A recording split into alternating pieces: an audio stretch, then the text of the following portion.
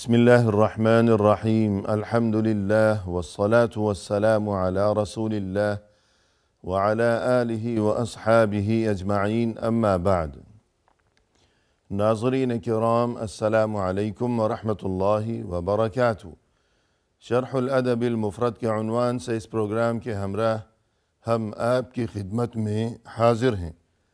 اور اس سے قبل گزشتہ ملاقات کے موقع پر ہم پڑھ رہے تھے امام بخاری رحمہ اللہ کی یہ کتاب کہ جس کا نام ہے الادب المفرد۔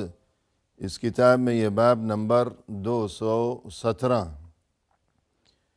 کہ جس کا عنوان قائم فرمایا ہے امام بخاری رحمہ اللہ نے، فرمایا کہ باب الرفق، یعنی ہمیں اس طرف متوجہ کرنا مقصود ہے کہ دین اسلام کی ایک اہم ترین تعلیم یہ ہے کہ زندگی کے ہر شعبے میں اور ہر معاملے میں انسان کو چاہیے کہ وہ الرفق یعنی نرمی کو اختیار کیا کرے،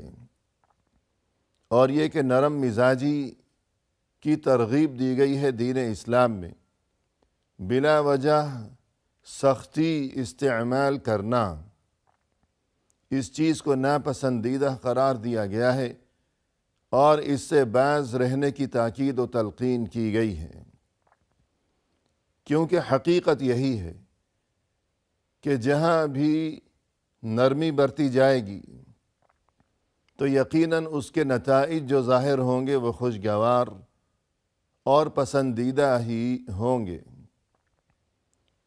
لیکن اگر کسی معاملے میں بے جا سختی کا مظاہرہ کیا جائے گا تو اس کے نتائج ناپسندیدہ ہوں گے اور ناخوشگوار قسم کے نتائج ظاہر ہوں گے، اور یہ کہ معاملات سدھرنے کی بجائے مزید بگڑ جائیں گے۔ ہمارے سامنے اس سلسلے میں یہ حدیث ہے کہ جس کا نمبر ہے 463۔ فرمایا کہ عن جریر بن عبد اللہ قال قال رسول اللہ صلی اللہ علیہ وسلم من یحرم الرفق یحرم الخیر۔ رسول اللہ صلی اللہ علیہ وسلم کے یہ صحابی کہ جن کا نام نامی اور اسم گرامی ہے جریر ابن عبداللہ رضی اللہ عنہ، یہ فرماتے ہیں کہ رسول اللہ صلی اللہ علیہ وسلم نے یہ ارشاد فرمایا ہے، فرمایا کہ من یحرم الرفق یحرم الخیر، جو کوئی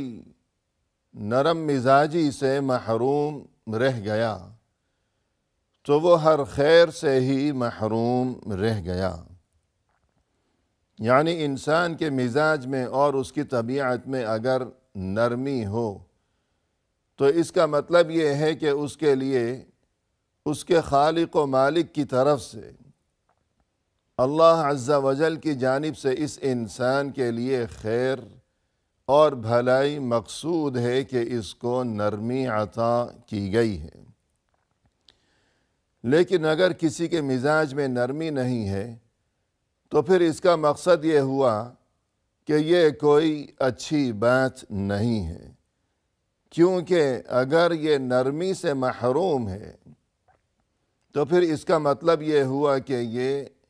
ہر خیر سے بھی گویا کہ محروم ہے یہ انسان۔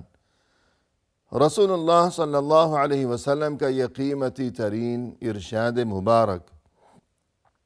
یعنی جو کوئی نرمی سے محروم ہے تو گویا وہ ہر خیر سے محروم ہے، اس ارشاد کی روشنی میں اگر غور و فکر کیا جائے تو یہ بات بخوبی واضح و ثابت ہو جاتی ہے کہ دنیا کا کوئی معاملہ ہو یا کوئی دینی معاملہ ہو، ہر معاملے میں صورتحال اور حقیقت حال بعینہ یہی ہے کہ مثلا گھریلو زندگی کے بارے میں اگر غور و فکر کیا جائے کہ انسان کا زیادہ وقت تو ظاہر ہے کہ اپنے گھر میں ہی گزرتا ہے، تو جو افراد خانہ ہیں، جو میاں بیوی کے آپس کے معاملات ہیں، اور جو انسان کی گھریلو زندگی ہے، اور انسان کے اپنے اہل و عیال، اپنے بیوی بچوں کے ساتھ جو معاملات ہیں، جو اخلاق و کردار اور جو رویہ و سلوک ہے،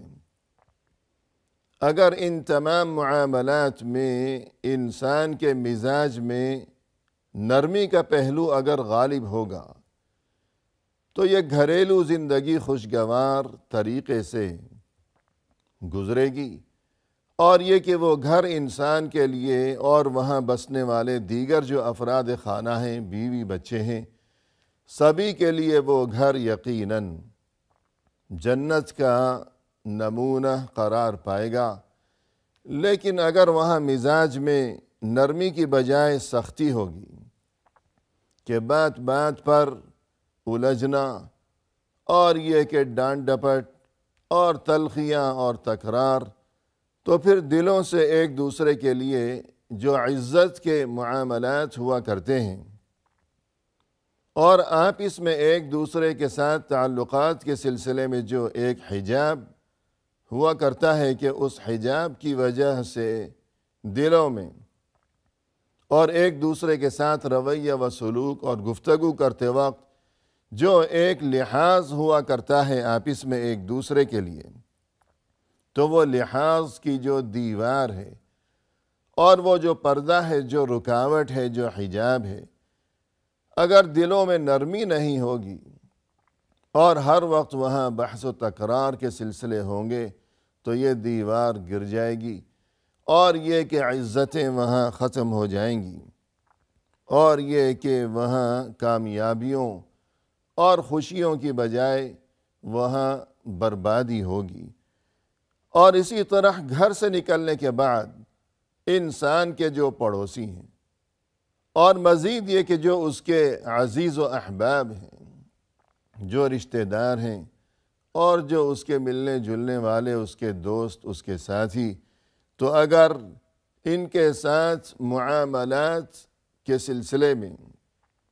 نرمی برتی جائے گی تو یہ تعلقات خوشگوار رہیں گے، اور یہ کہ دکھ سکھ میں یہ سبھی ایک دوسرے کے کام آیا کریں گے، اور انسان کا پڑوسی ہو یا اس کے دوست یا اس کے رشتہ دار ہوں، یہ سبھی آپس میں باہم دست و بازو بن کر رہیں گے۔ اور اسی طرح فرض کیجئے کہ انسان اگر تجارت پیشہ ہو تو وہاں اپنی دکانداری اور خرید و فروخت کے سلسلے میں اگر اس کے مزاج میں سختی ہوگی کہ خریداروں کے ساتھ، اپنے گاہکوں کے ساتھ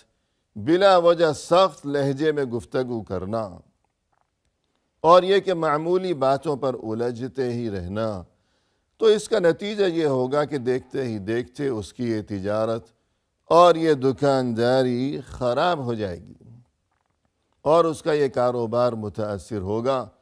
کہ سبھی لوگ یہی سوچیں گے کہ کوئی دوسری دکان دیکھ لی جائے، کیونکہ اس دکان کا جو مالک ہے اس کا اخلاق اچھا نہیں ہے، اس کے مزاج میں، اس کے لین دین میں، اور یہ کہ اس کے لہجے اور گفتگو میں نرمی نہیں ہے، بلکہ وہ سخت گفتگو کیا کرتا ہے۔ اور اسی طرح فرض کیجئے اگر کوئی کسی دفتر میں ملازم ہے، وہاں اپنے ساتھیوں کے ساتھ، اور بالخصوص جو کوئی وہاں سربراہ ہو، جو اس سے سینئر قسم کے جو افراد ہوں، تو ان سبھی کے ساتھ کہ جو اس سے اوپر ہیں یا جو اس کے برابر کے ہیں یا ماتحت ہی کیوں نہ ہو، لیکن اگر انسان کی کیفیت یہ ہو کہ ذرا ذرا سی بات پر الجھنا اور فتنہ و فساد برپا کرنا، اور ہر ایک کے ساتھ اس کی نوک جھونک کے یہ سلسلے اگر چلتے ہی رہیں گے تو پھر نتیجہ یہی ہوگا کہ ایک روز وہاں سے نکالا جائے گا، اور یہ کہ واپس گھر آ کر بیٹھ جائے گا بے روزگار۔ جیسا کہ عربی میں مثال مشہور ہے، لا ینال العلا من طبعہ الغضب، جس کسی کے مزاج میں غصہ غالب رہا کرتا ہو، مزاج میں اور طبیعت میں سختی ہو، نرمی نہیں ہے، بس ہمیشہ سختی ہے مزاج میں اور گفتگو میں بھی، تو پھر نتیجہ یہی ہوگا کہ اس قسم کا جو انسان ہے وہ کبھی ترقی نہیں کر سکے گا، کہ ہر ایک کے ساتھ تو اس کے معاملات خراب ہیں، کہ کوئی برداشت نہیں ہے، کوئی نرمی نہیں ہے۔ تو یہ گفتگو ہو گئی دنیاوی معاملات کے حوالے سے، اور اگر دینی معاملات کے بارے میں گفتگو کی جائے تب بھی ہمیں بعینہ یہی صورتحال نظر آتی ہے کہ مزاج میں اگر نرمی ہوگی اور انسان کے لہجے میں اگر شیرینی ہوگی، مٹھاس ہوگی، تو دین کا کام اگر وہ شخص انجام دے رہا ہو تبھی لوگ اس کی بات سنیں گے اور اس کی باتوں کو قبول کریں گے، اور یہ کہ لوگ اس سے قریب رہیں گے اور لوگوں کے دلوں میں اس کے لیے عزت و احترام کے جذبات ہوں گے۔ لیکن اگر کوئی کتنی ہی اچھی بات اللہ اور رسول صلی اللہ علیہ وسلم کے ارشادات و فرمودات اور یہ کہ دینی احکام اور دینی تعلیمات لوگوں تک پہنچانے کا کام انجام دیا کرتا ہو، لیکن اس کا انداز سخت ہے، اس کے لہجے میں سختی ہے، اور اس کے مزاج میں غصہ اور سختی کا عنصر اگر غالب ہوگا، تو خواہ وہ کتنی اچھی بات ہی کیوں نہ لوگوں کو بتاتا ہو، لیکن کوئی اس کے قریب آئے گا اور نہ ہی کوئی اس کی بات کو سنے گا، جیسا کہ قرآن کریم میں اللہ سبحانہ وتعالی کی جانب سے اپنے رسول صلی اللہ علیہ وسلم کو مخاطب کرتے ہوئے یہ ارشاد باری تعالی ہوا، فرمائے کہ وَلَوْ كُنْتَ فَظًّا غَلِيظَ الْقَلْبِ لَانفَضُّوا مِنْ حَوْلِكَ، اے ہمارے نبی صلی اللہ علیہ وسلم، اگر آپ کے مزاج میں، آپ کی گفتگو میں سختی ہوتی تو نتیجہ یہ ہوتا کہ یہ سبھی لوگ آپ سے دوری اختیار کر لیتے، کہ یہ تو آپ کے مزاج میں نرمی ہے کہ فَبِمَا رَحْمَةٍ مِّنَ اللَّهِ لِنْتَ لَهُمْ، کہ آپ کے مزاج میں یہ جو نرمی ہے یہ اللہ کی طرف سے بڑی رحمت ہے آپ کے لیے۔ اور اگر اس کے برعکس صورتحال یہ ہوتی کہ آپ کے مزاج میں نرمی کی بجائے سختی ہوتی، تو یہ سبھی لوگ جو آپ کے قرب و جوار میں موجود رہا کرتے ہیں، جو آپ کے ایک اشارے پر ہمہ وقت اپنی جان قربان کرنے کے لیے آمادہ اور ہر وقت تیار رہا کرتے ہیں، اگر آپ کے مزاج میں نرمی کی بجائے سختی ہوتی تو کوئی بھی آپ کے قریب نظر نہ آتا، یہ سبھی لوگ آپ کو چھوڑ چھاڑ کر دور جا چکے ہوتے۔ اور اسی طرح فرمایا قرآن کریم میں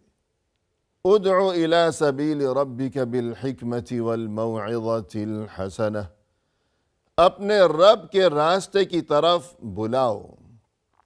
اللہ کے دین کی طرف دعوت دو لوگوں کو، لیکن بالحکمہ والموعظۃ الحسنہ،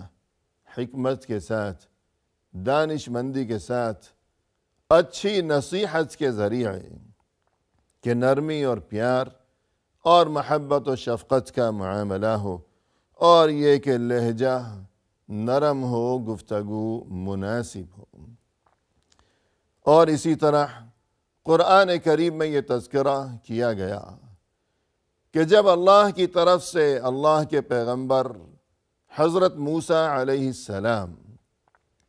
اور ان کے بھائی اللہ کے پیغمبر حضرت ہارون علیہ السلام، ان دونوں کو اللہ کی طرف سے جب یہ حکم دیا گیا کہ جائیں فرعون کے پاس اور اسے سمجھائیں، اسے نصیحت کریں اللہ کا پیغام اور اللہ کا دین اس تک پہنچائیں، اسے اللہ کے دین کی طرف دعوت دیں۔ تو اس موقع پر ان دونوں جلیل القدر ہستیوں کو کہ موسیٰ علیہ السلام اور ہارون علیہ السلام، ان دونوں کو اللہ کی طرف سے یہ حکم دیا گیا کہ فَقُولَا لَهُ قَوْلًا لَيِّنًا لَعَلَّهُ يَتَذَكَّرُ أَوْ يَخْشَىٰ، کہ آپ دونوں جائیے وہاں فرعون کے پاس، لیکن وہاں جانے کے بعد فرعون سے جب گفتگو کریں گے آپ دونوں تو انتہائی نرم لہجے میں گفتگو کی جائے۔ یہ حکم دیا جا رہا ہے فرعون کے ساتھ گفتگو کے معاملے میں، حالانکہ فرعون اس قدر بدترین انسان، اس قدر مغرور و متکبر اور اتنا بڑا ظالم و جابر، اور پھر یہ کہ جس نے خدائی کا دعویٰ کر رکھا تھا، اور نہ صرف یہ کہ خدائی کا دعوے دار، بلکہ جس نے یوں کہا کہ میں تو سب سے بڑا خدا ہوں۔ فَقَالَ أَنَا رَبُّكُمُ الْأَعْلَى، میں تو تم سب کا سب سے بڑا، سب سے بلند ترین رب ہوں، خدا ہوں، نعوذ باللہ۔ اور پھر یہ کہ جو سالہ سال اور عرصہ دراز تک وہاں قتل عام جس نے مچائے رکھا بنی اسرائیل کی نسل کشی اور قتل و خون ریزی کے وہ سلسلے، جیسا کہ قرآن کریم میں فرمایا یسومونکم سوء العذاب ویذبحون ابناءکم ویستحیون نساءکم، یہ جو فرعون ہے اور اس کے ساتھی، فرعون کے حکم کی تعمیل کے طور پر یہ سبھی لوگ تمہیں بدترین عذاب کا نشانہ بنایا کرتے تھے، اور یہ کہ تمہارے بچوں کو قتل کیا کرتے تھے۔ الغرض یہ قاتل اور یہ اتنا بڑا مجرم، اور پھر مزید یہ کہ خدائی کا یہ دعوے دار، یہ مغرور و متکبر انسان، جب اس کی طرف بھیجا گیا موسیٰ اور ہارون علیہ السلام کو، تو ان دونوں کو اللہ کی طرف سے یہی تاکید کی گئی کہ فرعون کے سامنے نرمی سے گفتگو کیجئے گا آپ دونوں۔ الغرض جیسا کہ رسول اللہ صلی اللہ علیہ وسلم نے فرمایا کہ جو نرمی سے محروم رہا تو گویا وہ در حقیقت ہر خیر سے محروم رہ گیا۔ تو ہم نے آپ صلی اللہ علیہ وسلم کے اس ارشاد کی روشنی میں